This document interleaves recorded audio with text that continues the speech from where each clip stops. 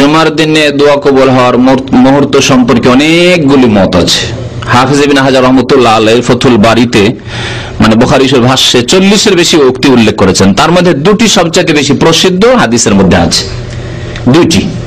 একটি হচ্ছে জুমার দিনে খতিব যে খুতবা শুরু করতে ঢুকলো, হ্যাঁ, আর আজান শুরু হলো, তখন থেকে শুরু করে খুতবা শেষ হওয়া পর্যন্ত এর মধ্যে দোয়া করবেন কেমন করে, এটা প্রশ্ন। এর মধ্যে খুতবা শুনতে হবে, তাই না? এর মধ্যে খুতবা শুনতে হবে।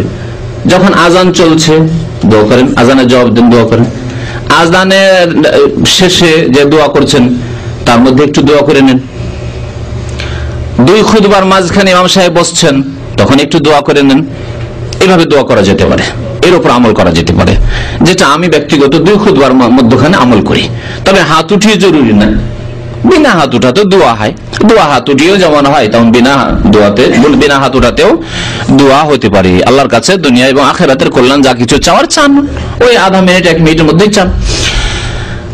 আর একটি সময় হচ্ছে জুমার দিন আসরের নামাজের পর থেকে শুরু করে মাগরিব পর্যন্ত, এটিও হাদিসে উল্লেখ করা হয়েছে। তো এর উপর আমল করার জন্য দীর্ঘ সময় রয়েছে। আসর পর থেকে শুরু করে মাগরিবের মধ্যে নামাজ পড়বেন না, কিন্তু দোয়া করবেন। আপনি হাত উঠিয়ে দোয়া করতে পারেন, এমনিও দোয়া করেন, সম্মিলিত নয়, কারণ সম্মিলিত যেহেতু সাহাবায়ে কেরাম করেননি, কিন্তু এমনি দোয়া করার আদবের মধ্যে হাত উঠিয়ে একটি দোয়া আছে, সুতরাং হাত উঠিয়ে দোয়া করতে পারেন। আপনি একা দোয়া করবেন, আপনার পরিবার, স্ত্রী আছে, ছেলে মেয়ে আছে, তাদের বললেন তোমরাও দোয়া করো, তোমরা নিজের জন্য বা আমাদের জন্য, সবার জন্য, একে অপরের জন্য দোয়া করো, এইভাবে দোয়া করেন ওই সময়।